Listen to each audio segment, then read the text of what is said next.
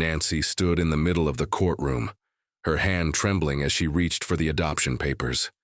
The judge smiled warmly, preparing to finalize everything. But then it happened. Every clock in the room stopped. The wall clock behind the judge, the digital display on the clerk's desk, even the smartwatches on people's wrists, all frozen at exactly 11:11. And the little girl sitting beside Nancy, 7-year-old Emma with auburn hair, simply whispered, "It's time, Mom." Just like you dreamed. Nancy's blood ran cold because she had never told Emma about the dreams. The 47 nights of waking up at 11:11, seeing a child she'd never met standing in a room full of stopped clocks. And now, impossibly, that dream was coming true.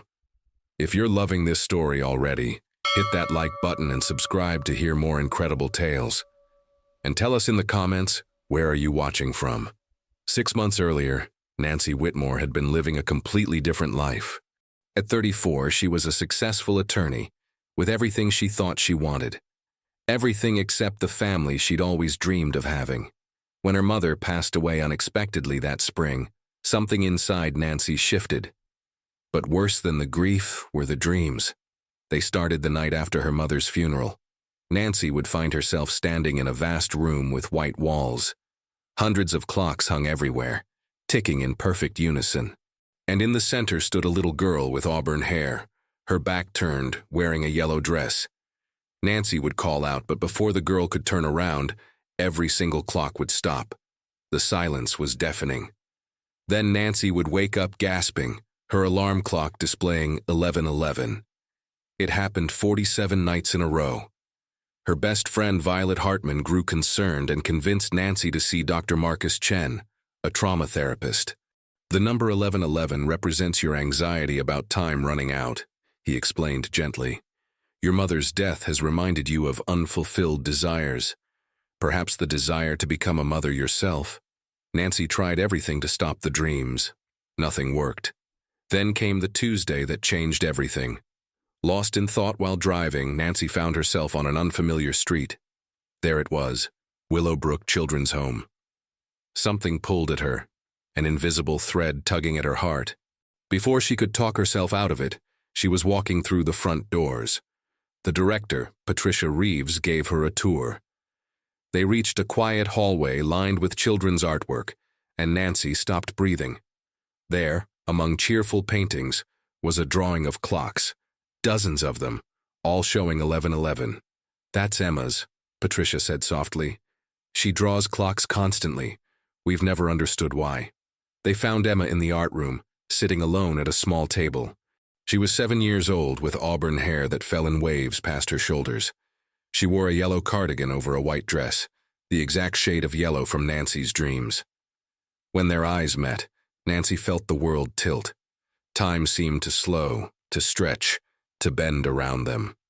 "You're late," Emma said quietly. "I've been waiting." Nancy couldn't speak. Those were the exact words the girl in her dream had said.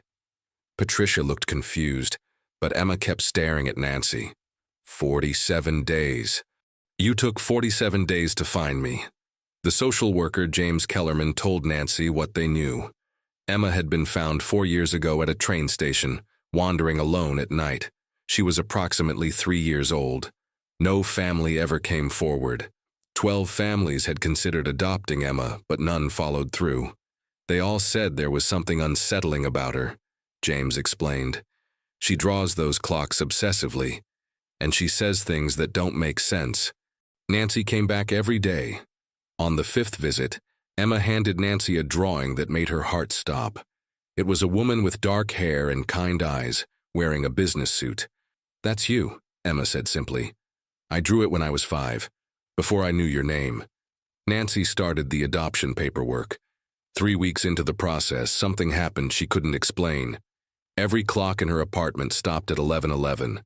The grandfather clock, microwave, laptop, phone, everything frozen. Violet witnessed it and became frightened. Then, just as suddenly, they all started again. 11:12. That night, the dreams changed. Emma was facing her now, speaking. "Mom knew you'd find me. She sent me to you. Time doesn't end.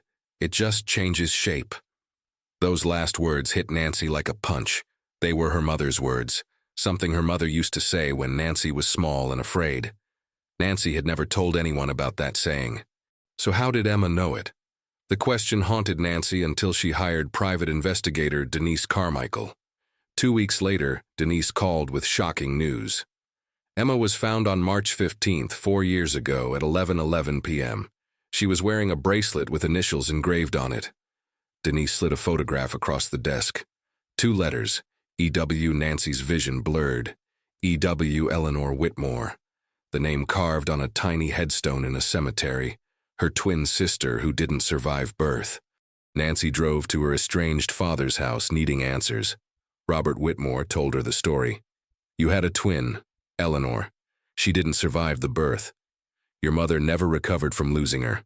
About a year before she died, she became obsessed with 11:11. She'd see it everywhere. She told me Eleanor was trying to reach her, that there were thin places in time, doorways where the living and dead could touch. Robert pulled out an envelope. Your mother left this for you. Inside was a letter in her mother's handwriting. My dearest Nancy, if you're reading this, it means you've found her. The girl with the old eyes and auburn hair. Eleanor came back, not as she was, but as she was meant to be. She's waiting for you. She was always meant to be yours, not mine. Love doesn't follow the rules of time or death. Trust the 11:11. All my love, Mom. Nancy met with Dr. Chen one last time. What you're describing sounds like shared delusion, he said carefully. But the most important question is, do you love this child? Nancy didn't hesitate. Yes, more than anything. The adoption hearing arrived. At the courthouse, Judge Rebecca Morrison reviewed the paperwork with a kind smile. And Emma, do you want Nancy to be your mother? Emma looked up. She already is. We're just making it official. Judge Morrison laughed softly. Well then, it's my pleasure to... She stopped. Everyone stopped, because every clock in the courtroom had frozen at 11:11. The room fell into stunned silence. Emma squeezed Nancy's hand and spoke clearly. Mom knew you'd find me. She sent me to you. She said you'd take 47 days, but that you'd come. She said time doesn't end, it just changes shape.